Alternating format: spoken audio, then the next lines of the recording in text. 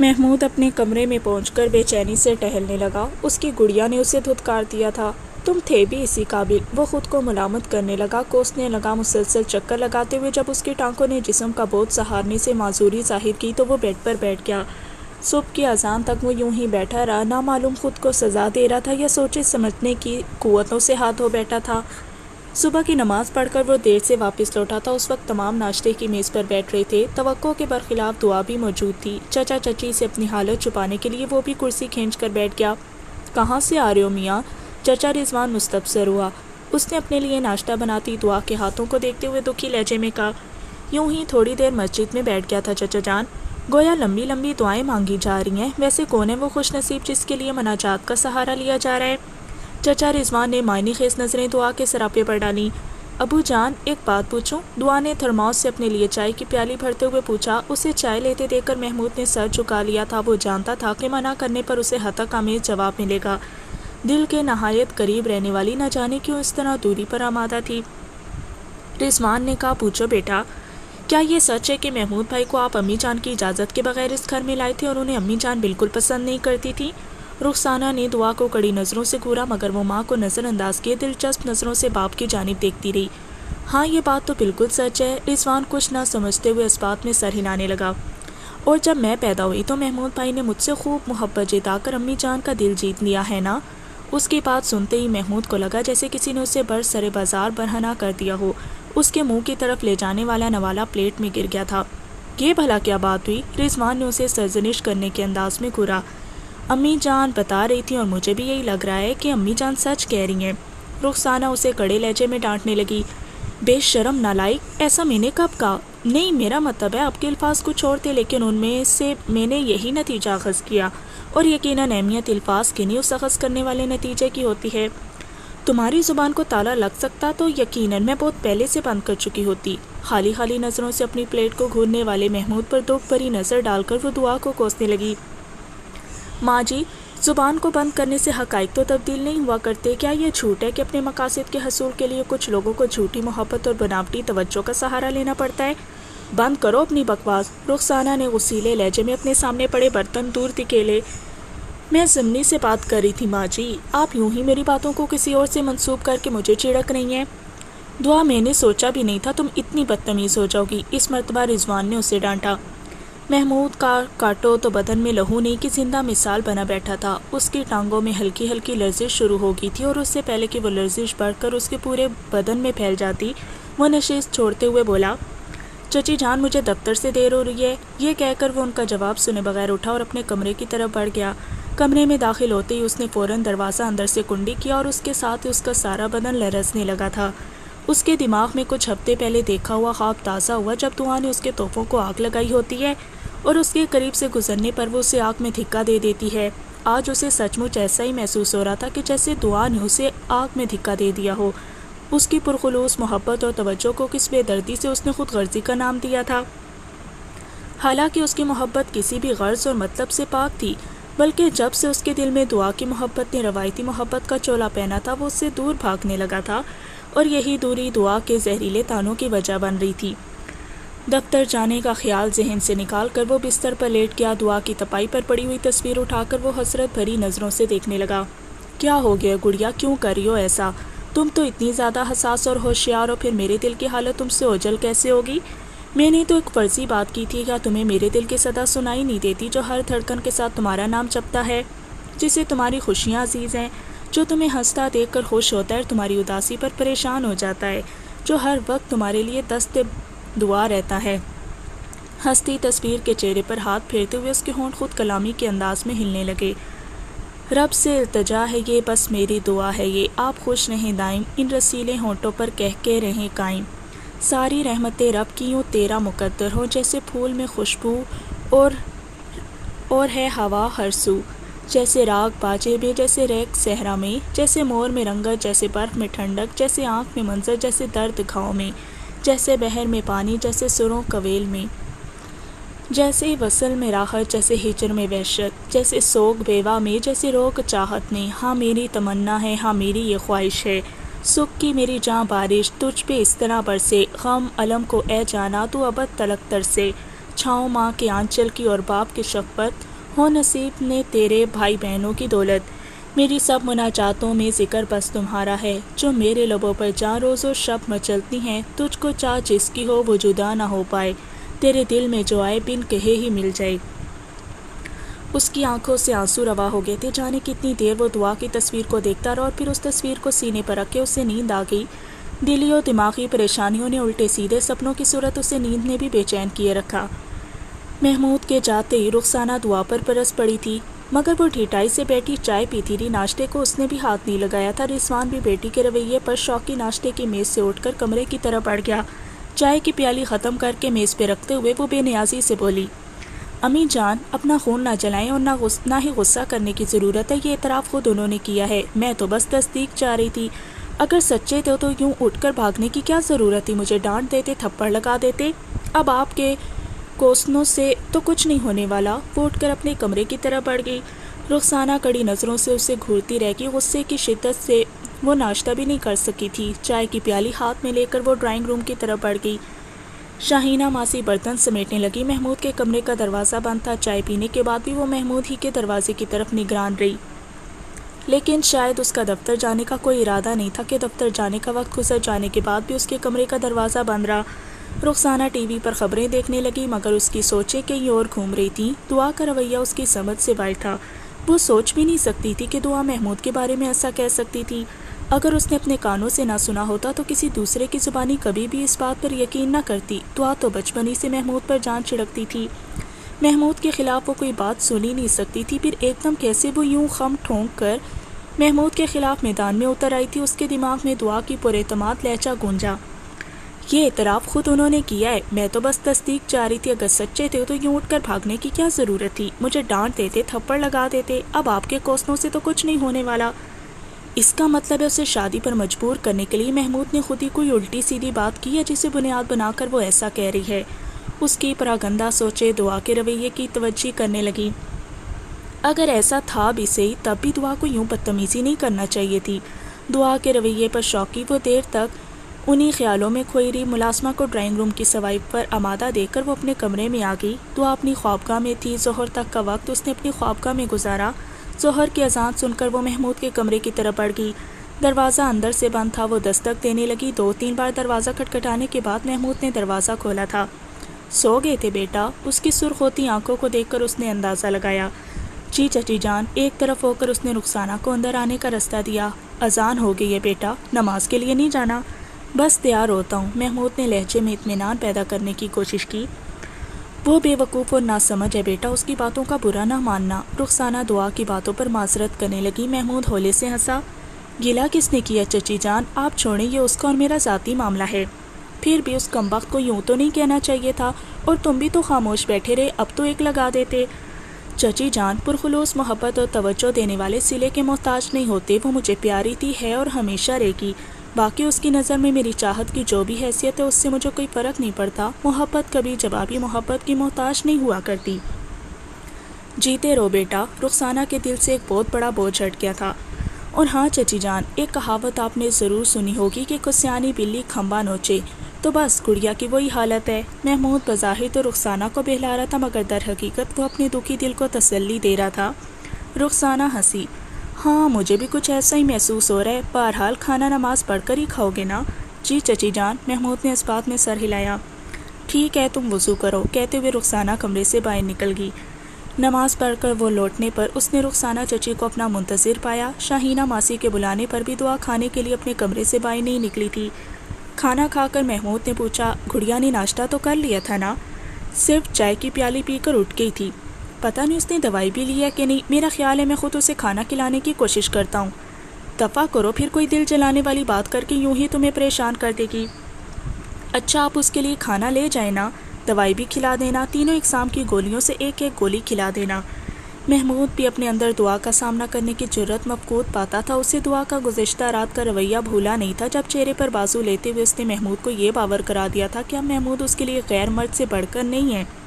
ٹھیک ہے، رخسانہ نے اس بات میں سر ہلا دیا۔ محمود اپنے کمرے میں آ کر آرام کرنے لگا۔ سہ پیر ڈھلتے دفتر سے آ کر رضوان نے بھی دعا کے رویے پر معذرت کی تھی، جسے وہ ہنسی میں اڑا گیا تھا۔ رات کے کھانے پر بھی دعا دن کی طرح غیر حاضر رہی۔ محمود نے صبح ناشتے کے بعد سے اس کی صورت نہیں دیکھی تھی۔ وہ اپنے اندر عجیب قسم کی بے چینی محسوس کر رہا تھا۔ اس کے ساتھ ہی یہ لرزا دینے والا خواب اس کے دل دہلانے لگا کہ جب وہ شادی کے بعد اس گھر سے رخصت ہو جائے گی تب اس کا کیا ہوگا۔ یہ ہولناک سوچ ایسی نہیں تھی کہ وہ صحیح طرح سے کھانا کھا پاتا۔ وہ چچا چچی کو دکھانے کی غرض سے زبردستی نوالے زہر مار کرتا رہا۔ کھانے کے بعد رخسانہ خود دعا کے لیے کھانا لے گی، جبکہ وہ ڈرائنگ روم میں آ کر ٹی وی لگا کر بیٹھ گیا۔ اس کے اندر دعا کے کمرے میں جانے کی ہمت نہیں تھی، بس اسے دیکھنے کے لالچ میں وہ ڈرائنگ روم میں ٹک گیا تھا۔ شاید کسی وجہ سے وہ باہر نکلتی اور وہ اسے ایک نظر دیکھ پاتا۔ دل پر قبضہ جمانے والی جسمانی طور پر اس سے بہت دور ہو گئی تھی، اور مستقبل قریب و بعید میں یہ فاصلے بڑھتے دکھائی دے رہے تھے۔ نہ جانے کب اس کے دل سے محمود کے خلاف موجود غصہ ختم ہونا تھا۔ رخسانہ چچی اس کے کمرے سے نکل کر ایک لمحے کے لیے محمود کے قریب رکتے ہوئے بولی، کھانا کھا لیے تمہاری لاڈو نے، اور دوائیاں بھی کھلا دی ہیں۔ شکریہ چچی جان۔ اس نے ہونٹوں پر مسکراہٹ بکھیری اور چچی جان کچن میں برتن رکھ کر اپنی خوابگاہ میں گھس گئی۔ 15-20 منٹ بعد مزید انتظار کے بعد محمود مایوس ہو کر اٹھنے کا ارادہ کر رہا تھا کہ خوابگاہ کے دروازے سے چاند طلوع ہوا۔ محمود کی ساری حسیات آنکھوں میں سمٹ آئی تھی۔ ڈرائنگ روم میں بیٹھنے کا بہانہ بیکار نہیں گیا تھا۔ اگر برا نہ مانے تو ٹی وی کی آواز تھوڑی کم کر دے، میں اپنی سہیلی سے بات کر رہی ہوں۔ وہ اجنبیوں کے سے انداز میں اسے مخاطب ہوئی تھی۔ گو ٹی وی کی آواز اتنی زیادہ نہیں تھی کہ کسی کے کال پہ بات کرنے میں مخل ہوتی، مگر محمود کوئی بات کے بغیر آواز کم کرنے لگا۔ وہ واپس کمرے میں جانے کے بجائے وہیں ڈرائنگ روم میں آ بیٹھی۔ محمود کی تو گویا عید ہی ہو گئی تھی۔ وہ بظاہر ٹی وی اسکرین کی طرف متوجہ تھا، مگر باطن اس کا رواں رواں دعا کی قربت کو محسوس کر رہا تھا۔ موبائل فون کان سے لگاتے ہوئے وہ اپنی کسی سہیلی کو مخاطب تھی۔ جی اب فرماؤ، کیا کہہ رہی تھی؟ دوسری طرف کا جواب سن کر اس کے ہونٹوں نے پھول بکھیرے۔ جی جانتی ہوں تم میری کتنی اچھی دوست ہو، شرم تو نہیں آتی ہوگی، 3 دن سے بیمار پڑی اور خبر تک نہیں لی۔ دوسری طرف کی آواز محمود کے کانوں تک نہیں پہنچ رہی تھی۔ وہ اس کی یک طرفہ گفتگو سن رہا تھا۔ یوں بھی اسے دعا کی سریلی آواز سے غرض تھی، مگر وہ یہ نہیں جانتا تھا کہ دعا کی گفتگو اس پر کیا قیامت ڈھانے والی تھی۔ نہیں جی، اب تو 3rd ایئر میں داخلہ لینے کا امکان نہ ہونے کے برابر ہے، اب تو جو وہ چاہیں گی وہی کروں گی۔ سہیلی کی بات سن کر اس نے مسکراتے ہوئے جواب دیا، وہی تو وہی ہوتے ہیں، اب مجازی خدا کا نام تو میں نہیں لے سکتی، اور پڑھائی ان کی خدمت سے زیادہ تو نہیں ہے نا۔ محمود کا دل گویا کسی اندیکھے شکنجے میں آ گیا تھا۔ ڈاکٹر عبید اللہ کے متعلق دعا کی گفتگو اس کی برداشت سے باہر تھی۔ اس کے بدن سے گویا سانس ہی نکل گیا تھا۔ اسے محسوس ہوا کہ اگر وہ کمرے میں جانے کے ارادے سے اٹھا تو گر جائے گا۔ اپنی سماعتوں کو اس نے ٹی وی سے ابھرتی آواز کی طرف متوجہ کرنے کی کوشش کی، لیکن سماعتیں کبھی بھی انسان کے تابع نہیں ہوا کرتیں، ہمیشہ ناپسندیدہ اور دل جلانے والی باتیں سنانے پر ہی مائل رہتی ہیں۔ جی ہاں، ڈاکٹر ہیں۔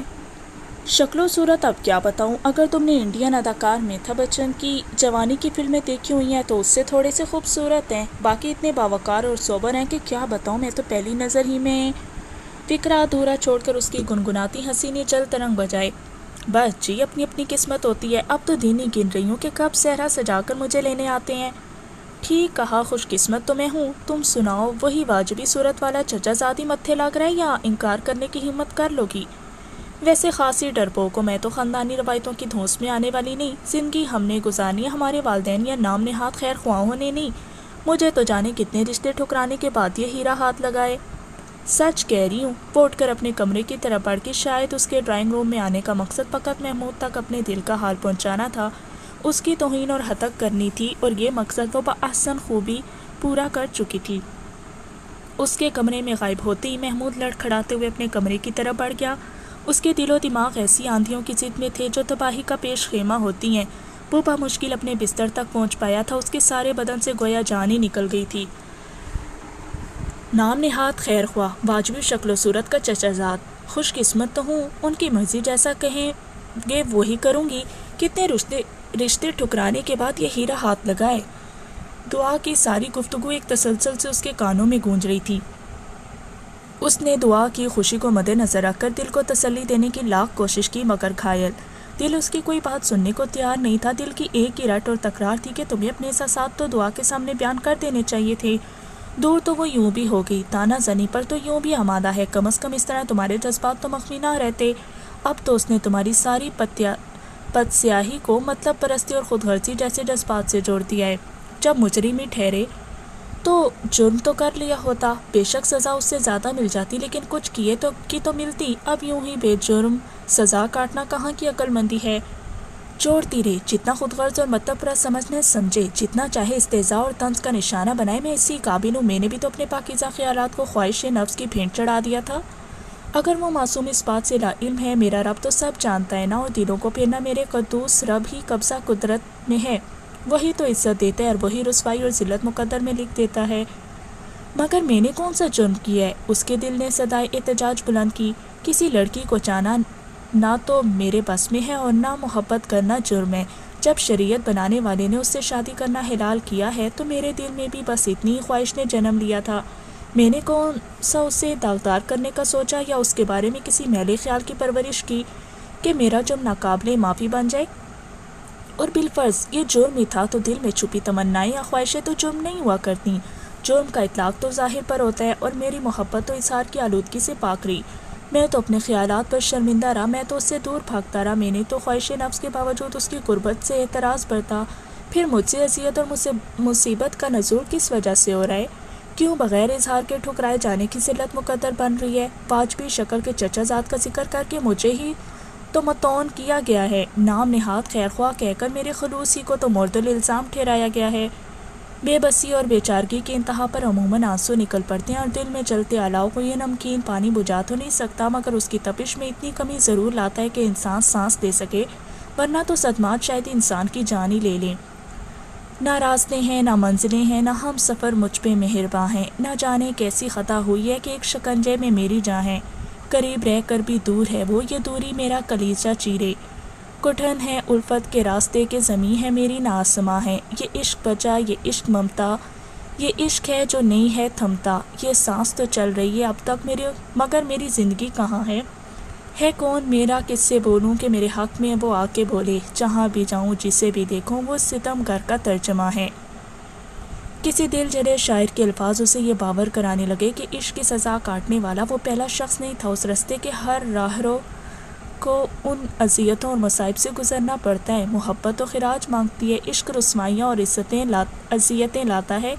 کسی کی چاہت دل کے ہنستے بستے گھروندے کو اجاڑ دیتی ہے۔ اس رستے پر قدم بڑھانے سے پہلے تم نے یہ کیوں نہیں سوچا کہ اس کی منزل صرف تباہی اور بربادی کا نام ہے؟ صبح ناشتے کی میز پر وہ موجود تھی، اس کی ہنسی اور مسکراہٹ محمود کو یقین دلا رہی تھی کہ وہ اپنے رشتے سے خوش تھی۔ وہ بھی بظاہر مطمئن انداز میں ناشتہ کرتا رہا۔ رخسانہ چچی بتا رہی تھی کہ ڈاکٹر عبید اللہ کا خاندان اس اتوار کو منگنی کی رسم ادا کرنے آ رہا ہے۔ اس نے فیضان اور افنان کو ڈاکٹر عبید اللہ کے ساتھ دعا کا رشتہ طے کرنے کی بابت بتا دیا تھا۔ دونوں نے اس رشتے پر اطمینان کا اظہار کیا تھا۔ فیضان نے منگنی پر آنے سے معذوری کا اظہار کیا تھا، البتہ شادی پر آنے کی حامی بھر لی تھی۔ محمود اپنی جان حیات کی منگنی اور شادی کی باتیں نہ چاہنے کے باوجود سنتا رہا۔ پروین شاکر کا شعر تھوڑے رد و بدل کے ساتھ اس کے ذہن میں گونجا۔ کمال ضبط کو میں بھی تو آزماؤں گا، میں اپنے ہاتھ سے ڈولی اس سے بٹھاؤں گا۔ پھر وہیں بیٹھے بیٹھے اس نے ارادہ کر لیا کہ وہ دعا کی شادی کے بعد بھی شادی نہیں کرے گا۔ کم از کم اسے اتنا تو پتہ چل جائے گا کہ محمود کا اس کی شادی پر زور دینا کسی غرض یا مطلب کے لیے نہیں تھا۔ وہ اسے کنکھیوں سے انڈا چھیلتے دیکھنے لگا۔ انڈے کے چھلکے کے ساتھ اس نے کافی ساری سفیدی بھی اتار دی تھی۔ یقیناً پہلی مرتبہ انڈا چھیلنے والی نے انڈے کا یہی حال کرنا تھا۔ رضوان مسکرایا۔ اگر انڈا نہیں چھیلا جاتا تو کسی اور کو کہہ دینا تھا۔ نہیں پاپا، اب تو سیکھنا پڑے گا۔ اب ڈاکٹر صاحب تو میرے لیے انڈا چھیلنے سے رہے، وہ تو خود منتظر ہوگا کہ کب اس کی بیگم اسے ناشتہ تیار کر کے دیتی ہے۔ اس کا مزاحیہ انداز میں کہا جانے والا فقرہ بھی محمود کو طنزیہ لگا تھا۔ وہ بس ہونٹ بھینج کر رہ گیا تھا۔ رخسانہ چچی طنزیہ لہجے میں بولی، اسی لیے چیختی تھی کہ کچھ سیکھ لو، شادی ہونے جا رہی ہے اور انڈا چھیلنا نہیں آیا، بس لاڈ اٹھوانے اور ناز برداریاں کرانے کا شوق تھا۔ وہ بگڑ کر بولی، کسی کی منت نہیں کی تھی کہ میرے لاڈ اٹھائے، اور نہ اپنے شوہر کی خدمت کے لیے کسی کے پاؤں پکڑوں گی۔ اور آپ فکر نہ کریں، کوئی آپ کو تانے دینے نہیں آئے گا۔ جس کے گھر جا رہی ہوں وہ ایک چھوڑ 10 نوکرانیاں رکھ دے گا۔ رخسانہ اسے کڑے تیوروں سے دیکھتے ہوئے خاموش ہو گئی۔ رضوان کو بھی دعا کی باتیں اچھی نہیں لگی تھی، مگر اس نے چپ سادھنے ہی میں عافیت سمجھی تھی، اور محمود یوں بھی نہ کردہ گناہوں کی سزا کاٹنے کا عادی ہو چلا تھا۔ وہ چچا چچی سے دفتر جانے کی اجازت لے کر اٹھ گیا۔ دعا امتحانات کے بعد نتائج کا انتظار کر رہی تھی۔ اس کے بعد ہی نئی کلاسوں کے داخلے ہوتے، اور بقول اس کے وہ اپنے مجازی خدا اور سرتاج کی مرضی معلوم کرنے کے بعد ہی داخلہ لینے کا ارادہ رکھتی تھی۔ محمود کمرے سے کار کی چابی اور اپنا لیپ ٹاپ اٹھا کر گھر سے نکل آیا۔ رخسانہ چچی نے دعا کی منگنی کی تاریخ اس سے پوچھے بنا ہی طے کر دی تھی۔ یوں بھی وہ جانتی تھی کہ محمود اس معاملے میں کتنا بے صبرا ہو رہا تھا، شاید اسی لیے اس نے محمود سے پوچھنے کی ضرورت محسوس کیے بنا ڈاکٹر کو اتوار کا دن بتا دیا تھا۔ وہ بدھ کا دن تھا اور چوتھے دن اتوار تھی۔ منگنی کے بعد شادی کے لیے بھی یقیناً ڈاکٹر نے جلدی ڈالنا تھی اور یوں اس کے ناکام عشق کا باب بند ہو جاتا۔ دعا کے چلے جانے کے بعد عفنان نے گھر آ جانا تھا اور پھر محمود آسانی سے مسقط یا کسی دوسرے ملک کا رخ کر سکتا تھا۔ وقت گزرنے کے ساتھ دل میں لگے گھاؤ اگر بھرتے نہیں تب بھی ان میں پہلے کی طرح درد اور ٹیسیں نہیں اٹھتی۔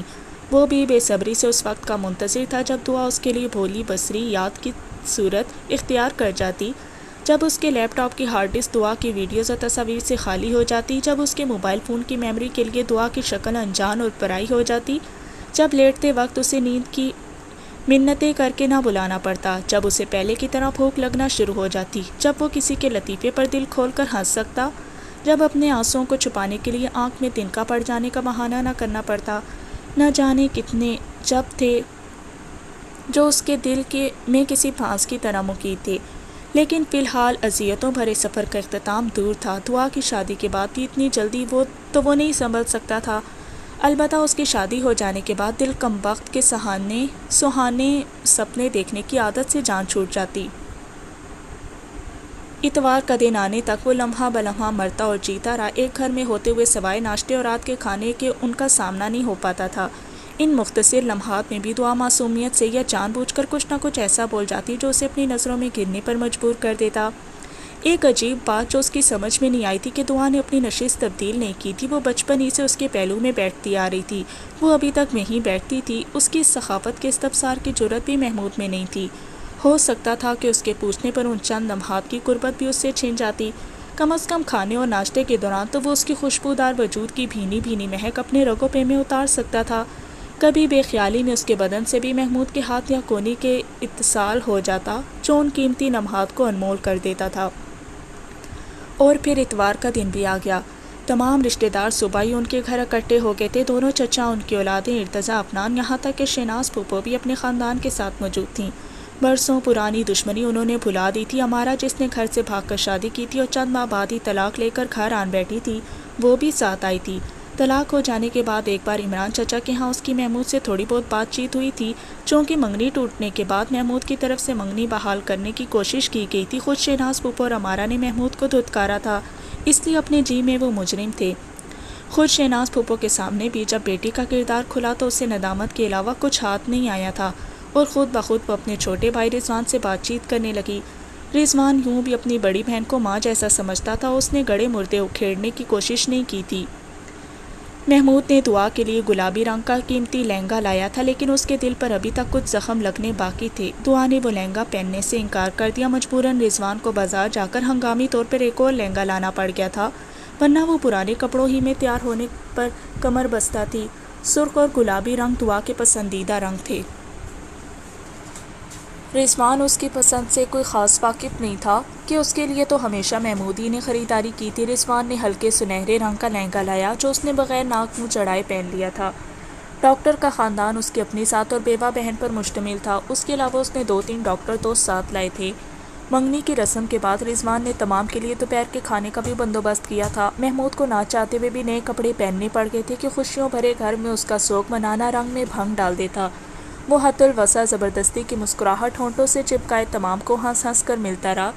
آخر وہ لمحات بھی آ گئے جب دعا کو ڈاکٹر عبید اللہ کے پہلو میں بٹھایا گیا۔ لڑکے لڑکی نے ایک دوسرے کو انگوٹھی پہنائی، دونوں کی جوڑی اتنی پیاری لگ رہی تھی کہ نظر لگنے کا اندیشہ تھا۔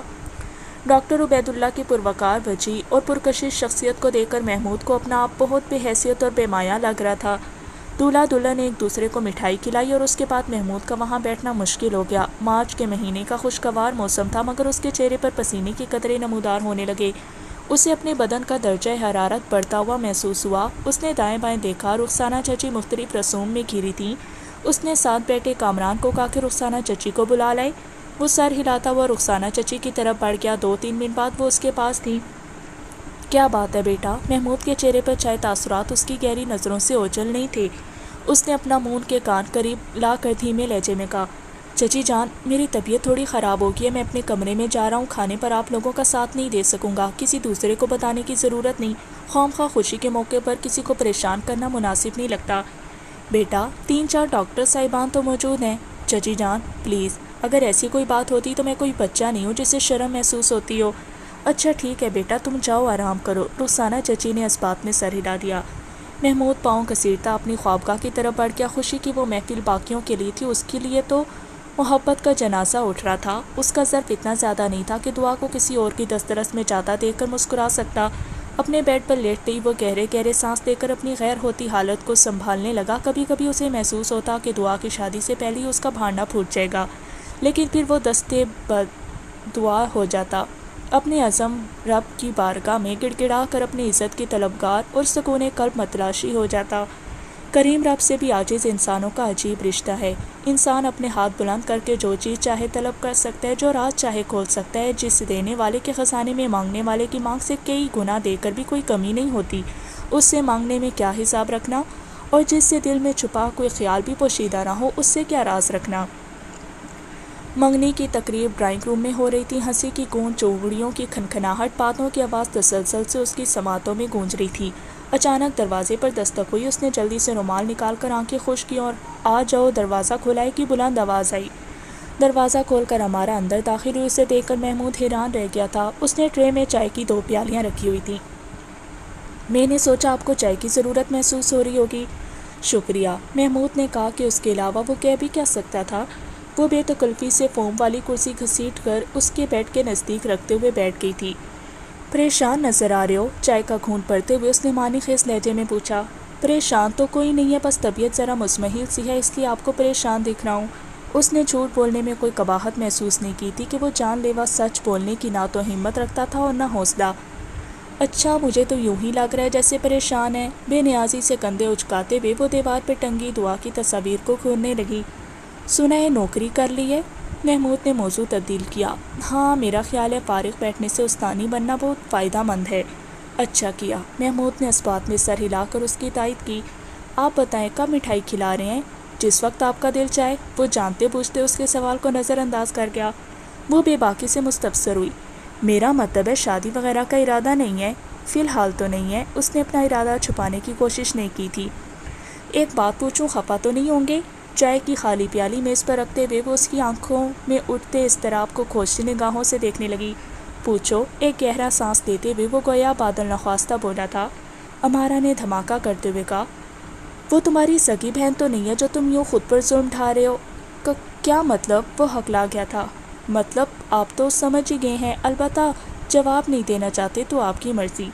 ایک لمحہ اضطراری انداز میں انگلیاں مروڑتے ہوئے وہ زخمی لہجے میں بولا، میں نے سگی بہنوں کی ہی طرح اس کی پرورش کیا اور اسے ہمیشہ سگا ہی سمجھا ہے۔ مجھے بہلا رہے ہو یا خود کو دھوکہ دے رہے ہو؟ گستاخی معاف محمود صاحب، منگنی کی تقریب میں میری نظر مسلسل آپ ہی پر تھی، آپ کی وہ نظریں ان الفاظ کی تائید نہیں کر رہیں۔ محمود کو لگا جیسے اتنے عرصے تک اس نے جو لاوا اپنے دل میں سنبھال رکھا ہوا ہے اسے اگلنے کا وقت آ گیا ہے، مگر پھر اس نے خود پر قابو پا لیا۔ 2-3 گہرے سانس لے کر اس نے امارا کے سوال کو ہضم کیا اور پھر دھیمے لہجے میں بولا، ضروری نہیں کہ آپ کا اندازہ درست اور بالفرض آپ صحیح بھی ہیں، تو بہرحال یہ طے ہے کہ میں خود اپنی اس خواہش سے لا علم ہوں۔ خود کو دھوکہ دے رہے ہو، اب بھی وقت ہے کہ ہمیشہ کے پچھتاوے اپنا مقدر نہ کر بیٹھو۔ یہ پاگل دل دوریاں اور فاصلے بڑھانے سے نہیں سنبھلا کرتا، حقیقت کو تسلیم کر لینے میں بھلائی ہوتی ہے، اور حقیقت یہی ہے کہ وہ تمہارے چچا کی بیٹی ہے۔ اس کی آنکھوں میں نمی نمودار ہوئی۔ کیا آپ کو لگتا ہے کہ ابھی اس کے پہلو میں جو پرکشش، وجیح، باوقار اور عالی مرتب شخصیت موجود تھی، میں کسی طور پر اس کے ہم پلہ تو کیا نصف بھی ہوں؟ امارا فلسفیانہ لہجے میں بولی، محبتوں کا انحصار شکل و صورت اور رتبے سے مبرا ہوتا ہے۔ اس نے اس بات میں سر ہلایا۔ ہاں، جب دونوں فریق ایک دوسرے کو چاہتے ہوں۔ اب تک شک میں پڑے ہو؟ امارا کے لہجے میں حیرانی تھی۔ کیا مطلب؟ اس کی حیرانی کے جواب میں محمود ششدر رہ گیا تھا، اور اس سے پہلے کہ امارا کوئی جواب دیتی دروازہ ہلکے سے بجا اور جواب کا انتظار کے بغیر دعا اندر داخل ہوئی۔ امارا ابھی آپ کھانے کے لیے نہیں آئی؟ اس نے محمود کو یکسر نظر انداز کر دیا تھا۔ سنہرے رنگ کے لہنگے میں وہ دوپہر کے چمکتے سورج کی طرح دمک رہی تھی کہ جسے نظر بھر کر دیکھنا ممکن نہیں ہوتا۔ ہاں، میں محمود کے ساتھ گپ شپ کر رہی ہوں، ہم دونوں بعد میں کھا لیں گے۔ امارا کے لہجے میں پرانی رنجشوں کا کوئی پرتو نظر نہیں آ رہا تھا، مگر وہ شاید جانے کے ارادے سے نہیں آئی تھی۔ صوفے پر نشست سنبھالتے ہوئے بولی، اگر چاہیں تو یہیں منگوا لوں؟ نہیں، ہم نے چائے پی لی ہے، فی الحال طبیعت نہیں ہے۔ امارا نادانستگی یا جان بوجھ کر میں کے بجائے ہم کا صیغہ استعمال کر رہی تھی۔ دعا دائیں ہاتھ میں پہنی ہیرے چڑی سونے کی انگوٹھی کو بے خیالی میں انگلی میں گھماتے ہوئے کہنے لگی، آپ نے مجھے منگنے کی مبارک نہیں دی؟ دی تو تھی، شاید آپ سن نہیں پائی تھیں، بہرحال ایک بار پھر مبارک ہو۔ خیر مبارک، شکریہ۔ امارا محمود کی طرف متوجہ ہوئی، لیکن اس سے پہلے کہ وہ کچھ بول پاتی دعا جلدی سے بولی، آپ چلیں نہ باہر، میرے ساتھ بیٹھے، باقی تمام کو تو میں نظر ہی نہیں آ رہی، مجھے عجیب سا لگ رہا ہے۔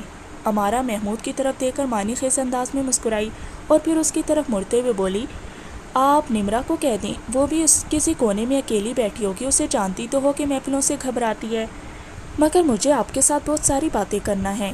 دعا اسے ساتھ لے جانے پر مصر ہوئی۔ محمود کی سمجھ بھی دعا کا اصرار کرنا نہیں آ رہا تھا۔ امارا کبھی بھی دعا کے لیے کوئی اتنی پسندیدہ شخصیت نہیں رہی تھی کہ وہ یوں منتوں پر اتر آتی۔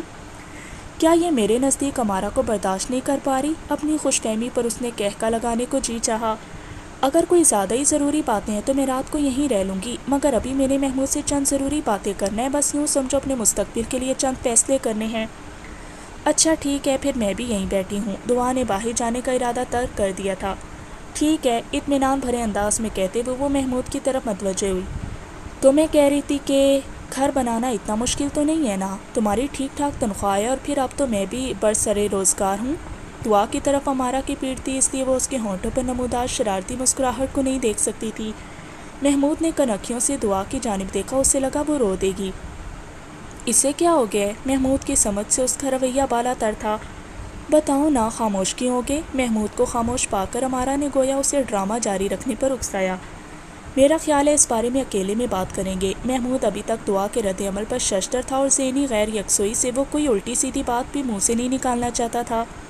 کریں جی، آپ اکیلے میں بات کریں، میں تو یوں ہی کباب میں ہڈی بن کر آ گئی تھی۔ وہ اٹھ کر پیر پٹکتی ہوئی باہر نکل گئی۔ اب بھی کوئی شک ہے؟ دعا کے باہر جاتے ہی امارا پرانے موضوع پر لوٹ آئی۔ امارا، آپ کا شکریہ جو آپ نے چند لمحے خوش فہمیوں میں سانس لینے کا موقع دیا، بہرحال اب یہ ممکن نہیں رہا۔ محمود، میں تمہیں بتا نہیں سکتی کہ اپنی محبت کو ٹھکرانے کے بعد انسان پر کیا گزرتی ہے۔ میں اس غلطی کا ارتکاب کر چکی ہوں۔ میں جانتی ہوں کہ نصیحتوں اور تکالیف سے گزرنا پڑتا ہے۔ ایک شخص کی یاد سے چھٹکارے کے لیے میں ذلت کی کن پستیوں میں جا گری تھی، اس کی تفصیلات میں جانے بس میرے دردوں میں ہی اضافہ ہوگا۔ اپنے غم کو بھلانے کے لیے میں نے بہراوی کی وہ منازل بھی طے کر لی جن کے بارے میں کوئی شریف لڑکی سوچ بھی نہیں سکتی۔ میں نہیں چاہتی کہ تمہارا حال بھی وہی ہو۔ امارا، اگر آپ کی تئیں دعا مجھے چاہتی بھی ہے تو میں اسے یہی کہوں گا، تو کسی اور کی جاگیر ہے اے جان غزل، لوگ طوفان اٹھا دیں گے، میرے ساتھ نہ چل۔ پہلے حق تھا تیری چاہت کے چمن پر میرا، پہلے حق تھا تیری خوشبوئے بدن پر میرا، اب کسی اور کے شانوں پہ ہے تیرا آنچل، لوگ طوفان اٹھا دیں گے، میرے ساتھ نہ چل۔ میری قسمت میں نہیں پیار کی خوشبو، شاید میرے ہاتھوں کی لکیروں میں نہیں تو شاید، اپنی تقدیر بنا میرا مقدر نہ بدل، لوگ طوفان اٹھا دیں گے، میرے ساتھ نہ چل۔ محمود، پاگل نہ بنو، میری بات مان جاؤ۔ امارا مصر ہوئی۔ امارا، میں تھوڑی دیر آرام کرنا چاہوں گا۔ اس کی بات کا جواب دیے بغیر وہ کمبل میں روپوش ہونے لگا، گویا حقائق کا سامنا کرنے کی ہمت اس میں نہیں تھی۔ ٹھیک ہے، آپ اچھی طرح سوچ لیں، اس امن میں میری کسی بھی مدد کی ضرورت ہو تو آواز دے لینا، آپ کے کام آ کر مجھے خوشی ہوگی۔ وہ خالی پیالیوں کو ٹرے میں رکھ کر اس کے کمرے سے باہر نکل گئی۔ امارا کے تجربات اسے دہلا رہے تھے، اس کی تجوید کسی طور پر قابل عمل نہیں تھی۔ محمود کو اس کے لہجے میں خلوص اور سچائی کے علاوہ کچھ نظر نہیں آ رہا تھا، لیکن اس کے باوجود وہ اس کے مشورے پر عمل کرنے کا حوصلہ نہیں کر سکتا تھا۔ یقیناً وہ تصویر کا ایک رخ دیکھ رہی تھی۔ وہ دعا اور محمود کے رشتے کی بات تو کر رہی تھی، مگر اس رشتے میں موجود رکاوٹیں اور کباہتیں اس کی نظر سے اوجھل تھیں، بلکہ اب تو ان رکاوٹوں میں ڈاکٹر عبید اللہ کی ساحرانہ شخصیت کی صورت ایک اور بڑی رکاوٹ بھی شامل ہو گئی تھی۔ دعا کے کہے ہوئے الفاظ اس کی یادداشت سے محو نہیں ہوئے تھے۔ اگر تم نے انڈین اداکار امیتابھ بچن کی جوانی کی فلمیں دیکھی ہیں تو اس سے تھوڑے سے خوبصورت ہیں، باقی اتنے باوقار اور سوبر ہیں کہ کیا بتاؤں، میں تو پہلی نظر ہی میں بس جی اپنی اپنی قسمت ہوتی ہے۔ اب تو دن گن رہی ہوں کہ کب سہرا سجا کر مجھے لینے آتے ہیں۔ ٹھیک کہا، خوش قسمت تو میں ہوں، مجھے تو جانے کتنے رشتے ٹھکرانے کے بعد یہ ہیرا ہاتھ لگا۔ اب اس ہیرے کے مقابل وہ اپنی پتھر شخصیت پیش کر کے اپنی ذات کو استہزاء اور مذاق کا نشانہ نہیں بنا سکتا تھا۔ امارا جو ہی محمود کے کمرے سے نکلی ڈرائنگ روم کے صوفے پر بیٹھی دعا اسے دروازے کی جانب ہی متوجہ نظر آئی، مگر امارا کو اپنی جانب دیکھتے پا کر وہ فوراً دوسری جانب متوجہ ہو گئی تھی۔ ڈاکٹر عبید اللہ اپنی بہن اور ساتھیوں کے ساتھ واپس چلا گیا تھا۔ امارا باورچی خانے کی طرف بڑھ گئی جہاں شاہینہ ماسی برتن دھونے میں مشغول تھی۔ نمرا اور ساجدہ اس کا ہاتھ بٹا رہی تھیں۔ نمرا، کچھ کھانے کو بچا ہے یا سب چٹ کر گئے ہو؟ وہ برتن صاف کرتی نمرا کو مخاطب ہوئی۔ وہ امارا کی طرف دیکھ کر مسکرائی۔ بہت کچھ ہے آپی، ہاں کہہ کر امارا اپنے لیے کھانا نکالنے لگی۔ اسی وقت دعا نے باورچی خانے میں جھانکا۔ آپی، آپ کھانا کھانے لگی ہیں؟ اسے ٹرے میں مختلف پکوانوں کے ڈونگے رکھتے دیکھ کر وہ مستفسر ہوئی۔ ہاں، ہم پہلے نہیں کھا سکے تھے نا، ہم کہہ کر گویا اس نے دعا کو باور کرایا تھا کہ محمود بھی اس کے ساتھ ہی ہے۔ وہ سرعت سے بولی، آپ اور میں اکٹھے کھاتے ہیں، میں بھی صحیح طریقے سے نہیں کھا سکی تھی، مودی بھیا کے شاہینہ ماسی لے جائے گی، مگر اس نے مجھے کہا ہے کہ خفائی نہ ہو جائے۔ امارا نے اندیشہ ظاہر کیا۔ وہ خفا نہیں ہوتے، آپ آئے میرے ساتھ۔ دعا نے اس کے ہاتھ سے ٹرے تھام کر شاہینہ ماسی کو کہا، ماسی، مودی بھیا کو ان کے کمرے میں کھانا دے آئیں۔ اچھا بیٹی، کہہ کر شاہینہ تولیے سے ہاتھ خشک کرنے لگی۔ ماسی، آپ رہنے دیں، محمود بھائی کے لیے کھانا میں لے جاتی ہوں۔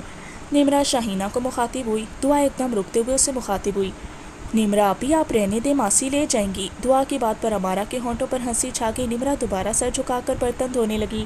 کھانے کی میز پر بیٹھتے ہوئے امارا نے کہا، ایک بات پوچھوں دعا؟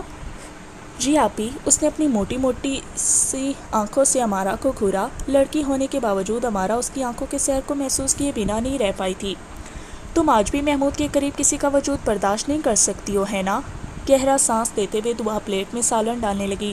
سالن ڈال کر اس نے پلیٹ امارا کے سامنے رکھی اور روٹیوں کا ہاٹ پاٹ اس کے قریب کرتے ہوئے بولی، آپی، ایسی تو کوئی بات نہیں، نمرا باجی ہماری مہمان ہے اور مہمانوں سے کام کرانا کوئی اچھی بات تو نہیں ہے نا؟ امارا نے ہنستے ہوئے اسے چھیڑا۔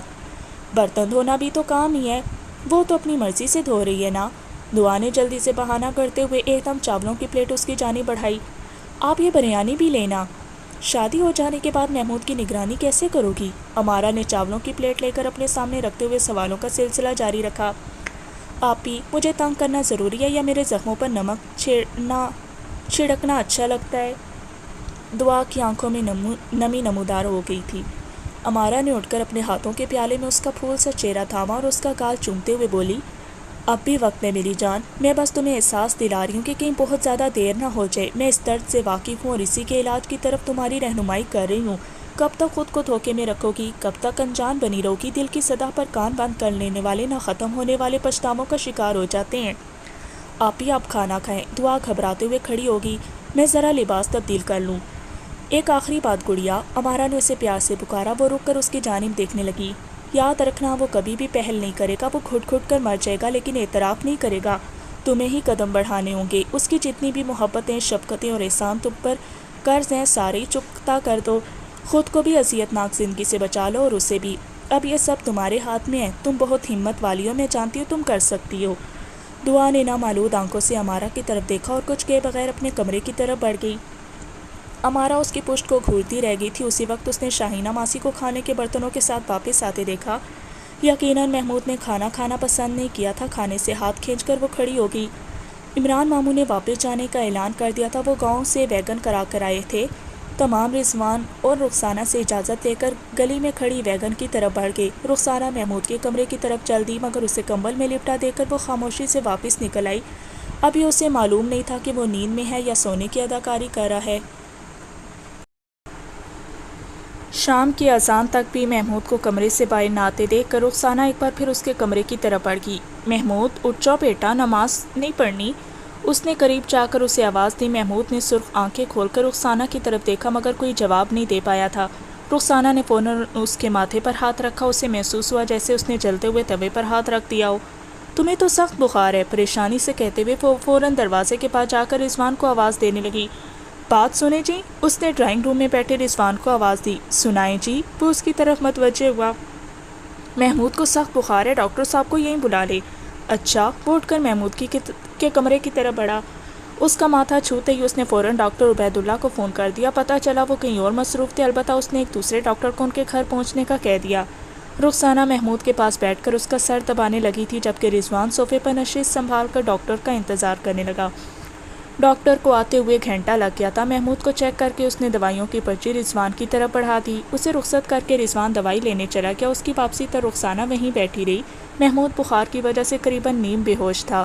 پچھلے کئی دنوں کے رت جگے دعا کا توہین آمیز رویہ، اس کی جدائی اور دوری کا جان لیوا احساس، ناکافی غذا اور پھر دعا کی منگنی نے اس کے اعصاب کو توڑ دیا تھا۔ یہ شکستگی تیز بخار کی صورت میں حملہ آور ہوئی تھی۔ ڈاکٹر صاحب کہہ رہے تھے کہ اسے دوائی سے پہلے کچھ کھلانا ضرور ہے۔ رضوان نے دوائیوں کا لفافہ تپائی پر رکھتے ہوئے کہا، میں ڈبل روٹی اور گرم دودھ لاتی ہوں۔ وہ باورچی خانے کی طرف بڑھ گئی۔ باورچی خانے میں موجود شاہینہ نے اس سے کھانے کے متعلق پوچھا، آپ گھر جائیں، ہم کھانا لیٹ کھائیں گے۔ دودھ کا گلاس اور ڈبل روٹی ٹرے میں رکھ کر وہ باہر آ گئی تھی۔ اسی وقت دعا نے اپنے کمرے کے دروازے سے بائی جھانکا۔ ماں جی، کھانے کا کوئی ارادہ نہیں ہے؟ شاہینہ ماسی کو کہہ کر اپنے لیے کھانا لگوا دو، ہم ذرا دیر سے کھائیں گے۔ اسے کہہ کر وہ محمود کے کمرے میں گھس گئی۔ دعا بھی اس کے پیچھے ہی اندر چلی آئی تھی۔ رضوان نے محمود کو سہارا دے کر بٹھایا۔ وہ کچھ کھانے پر آمادہ نہیں تھا۔ بڑی مشکل سے ڈبل روٹی کا ٹکڑا اس سے نکلا گیا۔ گولیاں کھلا کر رضوان نے اسے دوبارہ لٹا دیا۔ دعا وہیں کھڑی اداس نظروں سے اسے گھورتی رہی۔ اسے وہیں موجود پا کر رخسانہ نے کہا، بیٹی تم کھانا کھا لو، ہم بعد میں کھا لیں گے۔ یہ کہہ کر وہ محمود کے سرہانے بیٹھ کر اس کا سر دبانے لگی۔ دعا عجیب سی نظروں سے محمود کو گھور رہی تھی۔ چند لمحے اسے گھورنے کے بعد وہ آہستہ سے آگے بڑھی۔ ماں جی، آپ چھوڑیں، میں ان کا سر دبا لیتی ہوں۔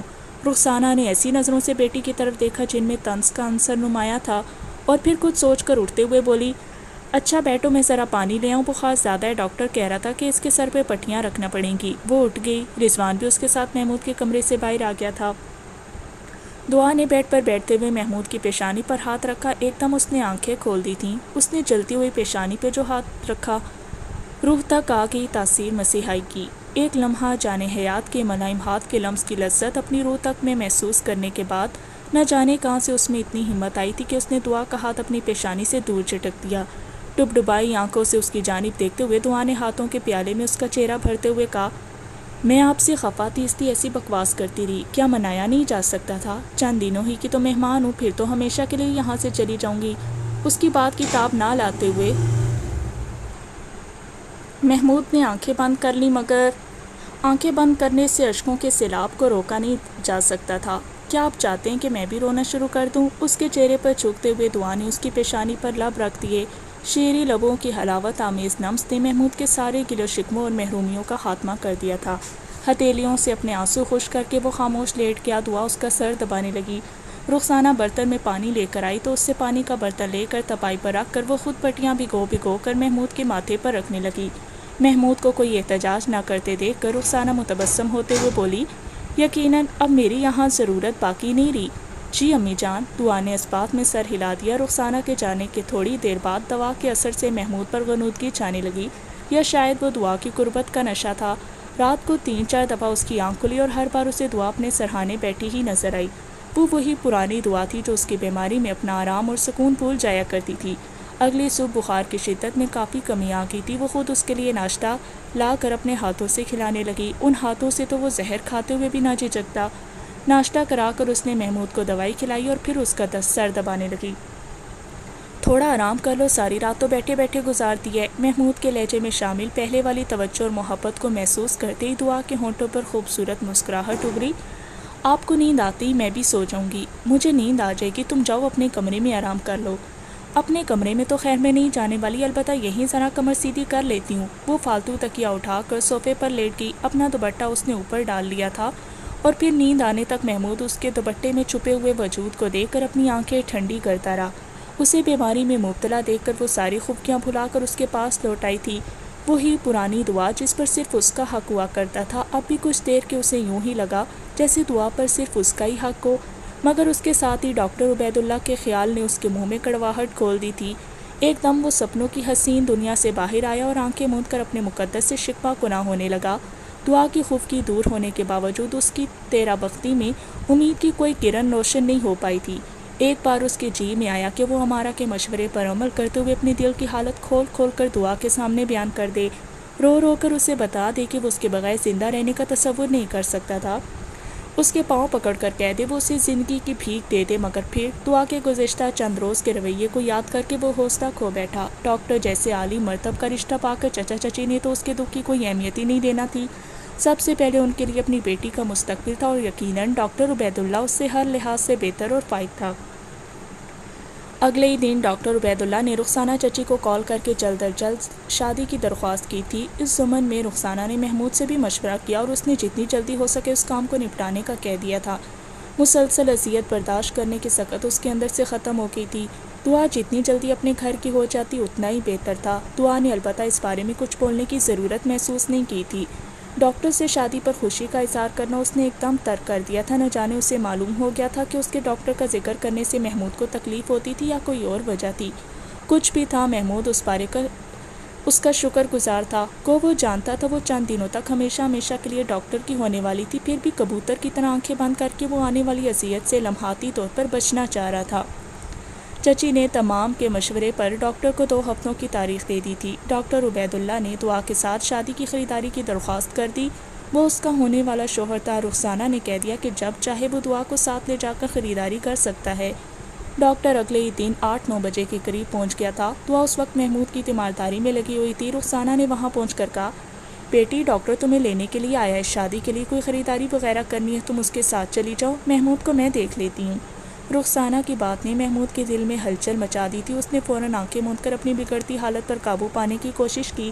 دعا اسی کی طرف متوجہ تھی۔ لمحے بھر اس کے چہرے کو گھورنے کے بعد وہ ماں کی طرف متوجہ ہوئی۔ جب تک مودی بھیا ٹھیک نہیں ہو جاتے میں شاپنگ وغیرہ کے لیے نہیں جا سکتی، آپ ڈاکٹر صاحب کو منع کر دیں۔ بیٹی میں محمود کا خیال رکھوں گی نا، اور پھر میں نے کل ڈاکٹر صاحب کو اجازت دے دی تھی، آپ کو مجھ سے مشورہ کر لینا چاہیے تھا۔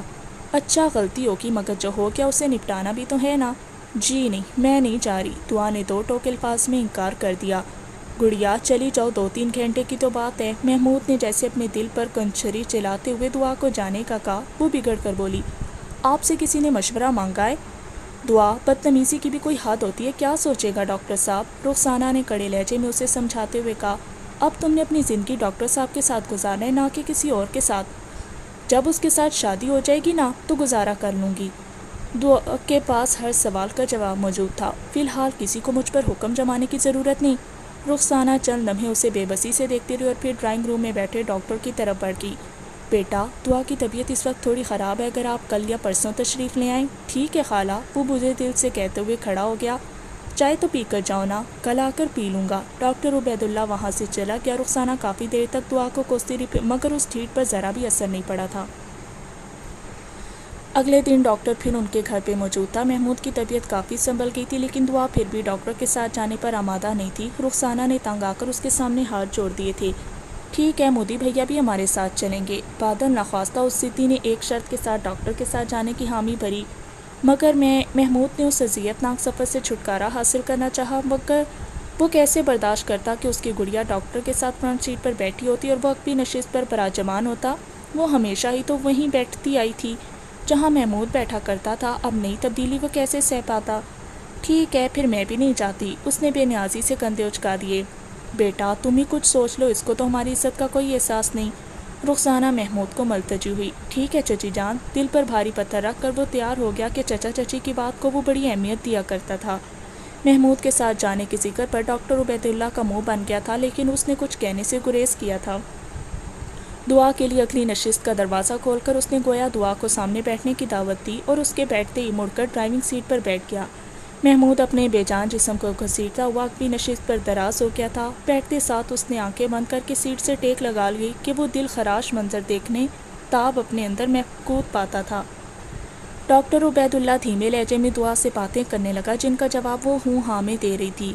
اپنی سب سے قیمتی چیز کو غیر کے قبضے میں جاتے دیکھ کر بے انتہا دکھ انسان کے اندر ہلکورے لینے لگتا ہے، اور دعا تو کوئی چیز نہیں، اس کی محبت تھی۔ محمود کے دل پر جو گزر رہی تھی اس کا اندازہ کرنا کسی بھی شعور رکھنے والے کے لیے مشکل نہیں ہوگا۔ ڈاکٹر عبید اللہ نے محمود کو یکسر فراموش کر دیا تھا۔ محمود کو بھی کوئی شوق نہیں ان کی گفتگو میں دخل دینے کا۔ اچھا کون سا شاپنگ پلازا تمہیں پسند ہے؟ ڈاکٹر دعا سے اس کی پسند پوچھ رہا تھا۔ محمود جانتا تھا وہ کس شاپنگ پلازا کی دیوانی اور کون سی شاپنگ اسے پسند ہے۔ اس کا خیال تھا وہ ضرور اپنے پسندیدہ شاپنگ پلازا کا نام لے گی، مگر دعا کی دھیمی آواز اس کے کانوں میں پڑی۔ جو آپ کو پسند ہو، اس نے تلخی سے سوچا۔ یقیناً اب یہ ڈاکٹر صاحب کی پسند ہی کو پہلی ترجیح دیا کرے گی۔ ڈاکٹر نے ایک مشہور شاپنگ پلازا کے سامنے گاڑی روک دی۔ آپ آئیں نا، نیچے اترتے ہوئے دعا نے محمود کو آواز دی۔ اس کا ان کے ساتھ جانے کا کوئی ارادہ نہیں تھا۔ وہ آہستہ سے بولا، آپ لوگ جاؤ، میں یہیں انتظار کر لیتا ہوں۔ ٹھیک ہی تو کہہ رہے۔ ڈاکٹر عبید اللہ نے فوراً محمود کی ہاں میں ہاں ملائی، مگر دوہا روحان سی ہونے لگی۔ اس نے بہانہ گڑتے ہوئے کہا، گڑیا، میری طبیعت ابھی تک اتنی ٹھیک نہیں ہوئی کہ آپ کے ساتھ جا سکوں۔ وہ بادل نخواستہ ڈاکٹر کے ساتھ بڑھ کے اس کے لیے ملبوسات اور دوسری اشیاء کی خریداری کے لیے ڈاکٹر نے بے دریغ خرچہ کیا تھا۔ شاید پیسے خرچ کر کے وہ دعا کو مروب کرنا چاہتا تھا، لیکن دعا کا موڈ دیکھتے ہوئے اسے لگ رہا تھا کہ اسے ذرا بھر بھی کامیابی نہیں ہوئی۔ وہ کسی چیز کو لینے میں دلچسپی ظاہر نہیں کر رہی تھی، بس بار بار واپس چلیں، وہ انتظار کر رہے ہوں گے کہہ کر ڈاکٹر عبید اللہ کے منہ میں کڑواہٹ کھول رہی تھی۔ سامان سے لدے پھدے واپس آ کر اس نے وہ سامان کار کی ڈگی میں منتقل کیا اور کچھ محمود کے ساتھ عقبی نشست پر رکھا اور جوتوں کی خریداری کے لیے کار ایک دوسرے پلازے کی طرف موڑ دی۔ دعا پیچھے مڑ کر محمود سے اس کی طبیعت کا پوچھ رہی تھی۔ طبیعت زیادہ خراب تو نہیں ہے؟ اگر بے آرامی محسوس کریں ہیں تو گھر واپس چلتے ہیں۔ اس کے لہجے میں شامل تشویش پر ڈاکٹر عبید اللہ کا منہ بن گیا تھا۔ اسے معلوم تھا محمود دعا کا سگا بھائی نہیں ہے اور اپنے چچا زاد بھائی کے لیے دعا کی پریشانیوں سے بہت کھل رہی تھی۔ اسے اب تک وہ لمحات بھی اچھی طرح یاد تھے جب رضوان اس کے پاس دعا کو ناگفتہ بحالت میں لے کے آیا تھا اور اسے پتہ چلا تھا کہ محمود بھیا کی جدائی میں اس کا یہ حال ہوا ہے۔ اس وقت وہ یہ نہیں جانتا تھا کہ محمود اس کا منہ بولا بھائی ہے۔ اب اسے یہ بات معلوم تھی اور دعا ہمیشہ کے لیے اس کی بیوی بننے والی تھی۔ یوں اپنی بیوی کو چچا زاد جیسے رشتہ دار کے لیے فکر مند ہوتا دیکھ کر اسے نہایت برا محسوس ہو رہا تھا۔ نہیں، میں ٹھیک ہوں، دعا کو تسلی دیتے ہوئے اس نے دوبارہ آنکھیں بند کر لیں۔ ڈاکٹر عبید اللہ کی کوفت اس کی جہاں دیدہ نظروں سے اوجھل نہیں تھی۔ یوں بھی ڈاکٹر کا بیزاری محسوس کرنا حق بجانب تھا۔ محمود اس کے لیے کباب میں ہڈی ہی تو تھا۔ جوتوں کے مشہور پلازا کی پارکنگ میں کار روک کر ڈاکٹر پھر دعا کو ساتھ لے کر نیچے اتر گیا۔ ان کے پلازا میں گھستے ہی محمود نے کار سے نکل کر دروازہ لاک کیا اور خود ایک خالی ٹیکسی کو اشارہ دے کر اس میں بیٹھ گیا۔ ڈرائیور کو گھر کا پتہ بتا کر وہ موبائل فون نکال کر ڈاکٹر کو پیغام لکھنے لگا، ڈاکٹر صاحب، میری طبیعت پھر خراب ہونے لگی ہے، میں گھر جا رہا ہوں، آپ لوگ اطمینان سے شاپنگ وغیرہ کریں۔ اسی وقت اسے ڈاکٹر کا پیغام موصول ہوا، شکریہ۔ یقیناً ڈاکٹر نے اس کے جانے پر سکھ کا سانس لیا تھا۔